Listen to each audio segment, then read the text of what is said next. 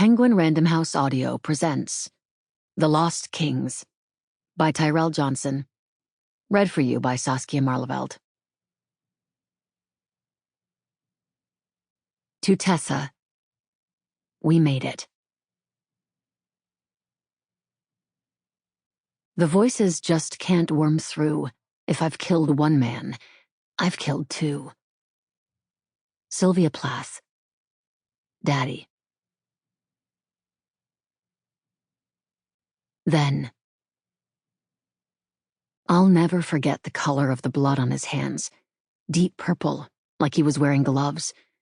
The smell of ice-cold pennies. There was some in his beard as well, a thin slice of color striping his salt and pepper hair. In my memory, the moon shone silver through the window, sending a beam of metallic light into the cabin and onto his hands, making the pearlescent purple shimmer. This could be due to what we call memory bias, my therapist told me once.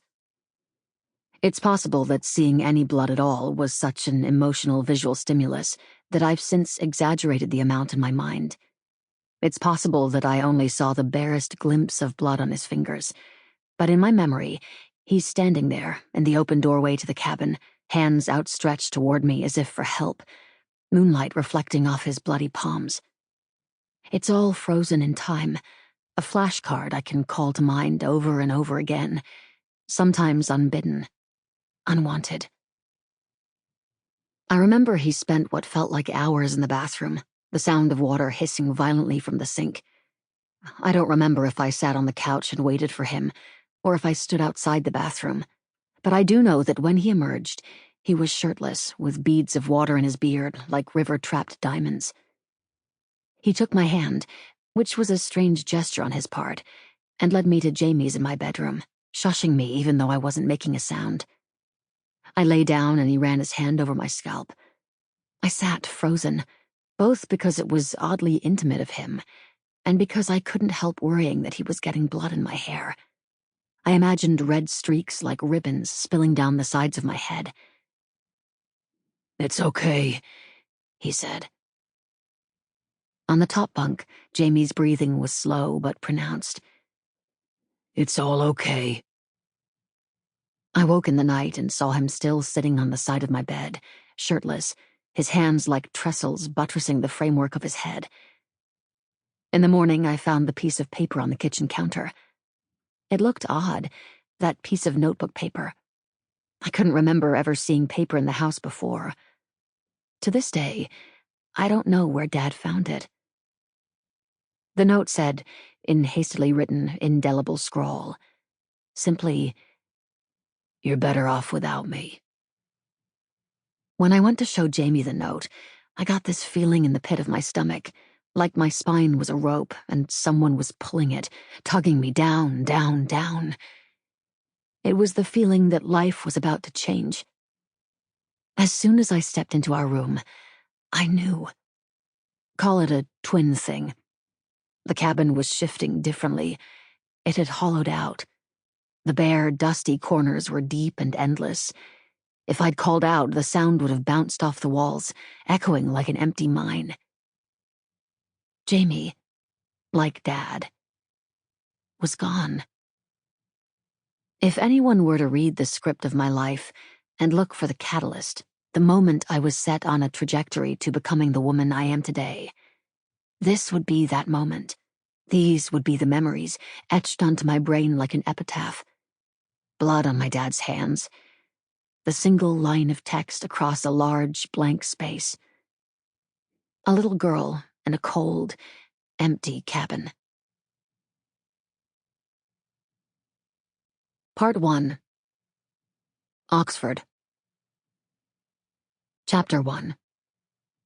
Now.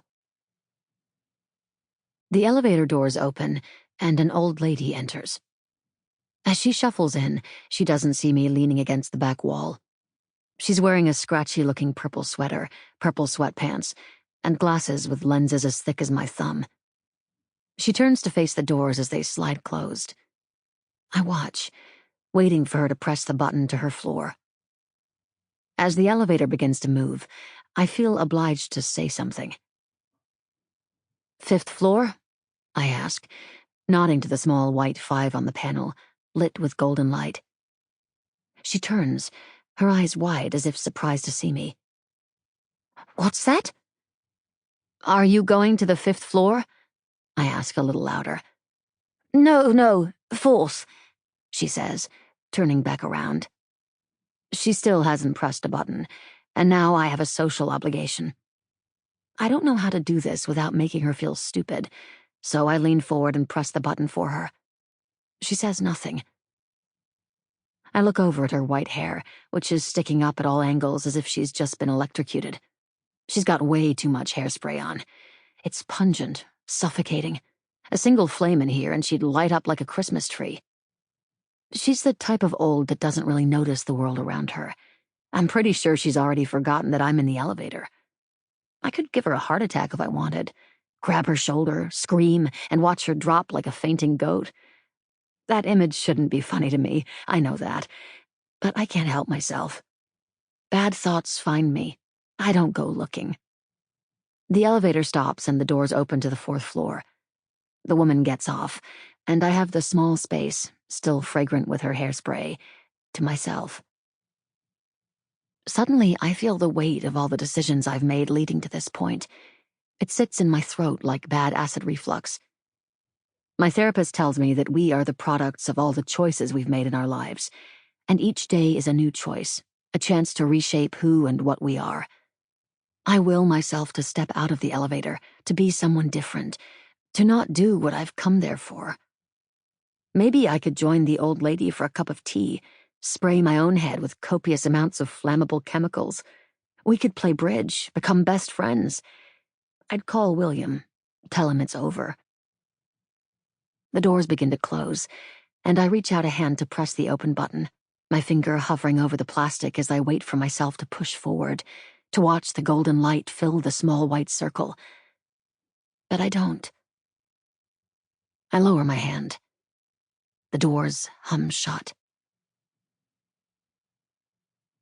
I knock on the door of flat 502. After a few seconds of silence, it snaps open. And there he is, William, smile on his face, slight stubble gracing his angular chin, eyebrows straight over pale blue eyes. His hair is unkempt and slightly graying around the ears, and he's wearing a white dress shirt tucked into jeans. On anyone else it would look ridiculous, but because he's attractive, because he's a brilliant professor, somehow it's endearing. "Jeanie," he says. "There's my girl." He doesn't mind that I'm 10 minutes late. He's just happy to see me. And his happiness is like measles. It's airborne, highly contagious.